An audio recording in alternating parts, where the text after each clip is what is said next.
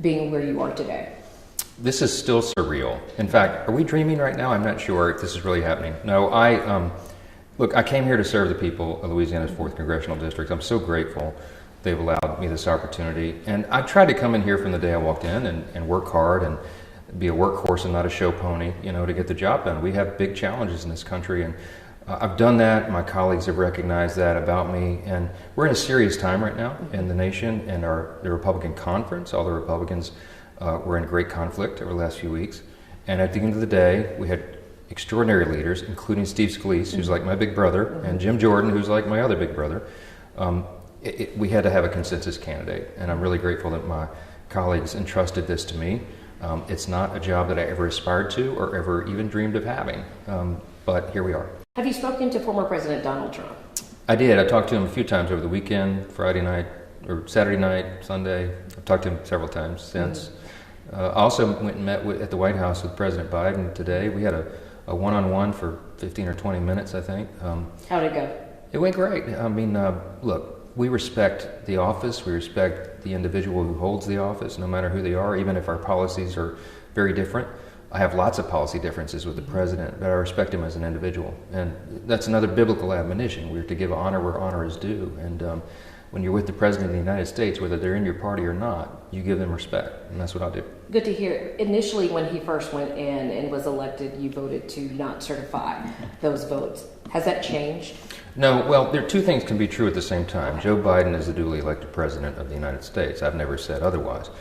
What I was involved in at the time was a constitutional argument that we actually presented to the Supreme Court. A lot of people are trying to misconstrue this right now and say I'm an election denier. What I was saying is, during that election in 2020, after COVID, and everybody forgets the details of that year in 2020, everything was in great upheaval because of the pandemic. And so a lot of the states began to change their election laws. Some did it by fiat, by the governor, an executive order. Some used their state secretary of state. There are many other ways that it was done. But the key question was it done constitutionally? And in many of those states, the changes that they made, occasioned by COVID as the excuse, were never ratified by their state legislatures. And here's the basic problem that no one can argue otherwise. Article 2, Section 1 of the U.S. Constitution says that to choose an elector to select a president, the state legislative body is the only body that can set the rules to do that. And it's just a very plain legal argument. The Supreme Court kind of dodged it, but the facts are still the facts. And so when the states that had done that came to the floor, 147 of my colleagues and I said, if there's a constitutional infirmity in the way that the electors were chosen, it's the fruit of the poisonous tree doctrine, The fruit can't be right if the tree itself was unconstitutional. That was our argument, that was our concern.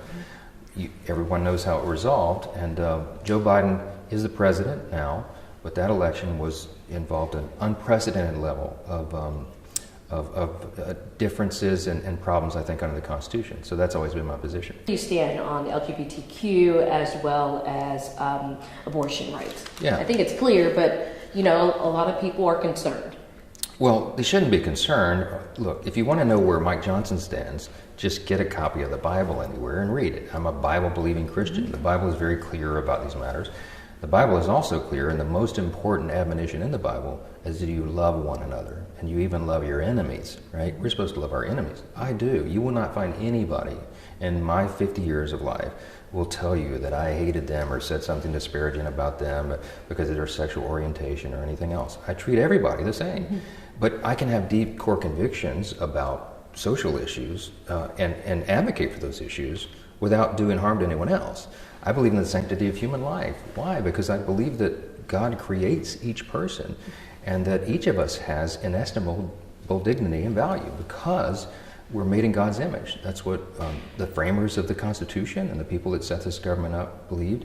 And that's what I believe. And so, we fight vigorously for the sanctity of life because every life matters. And by the way, your value is not related in any way to the color of your skin or what zip code you live in or what orientation you have or anything. Your value is inherent because God is the one that gives this to us. That's a really important message right now. And I don't think there's anything controversial about that at all.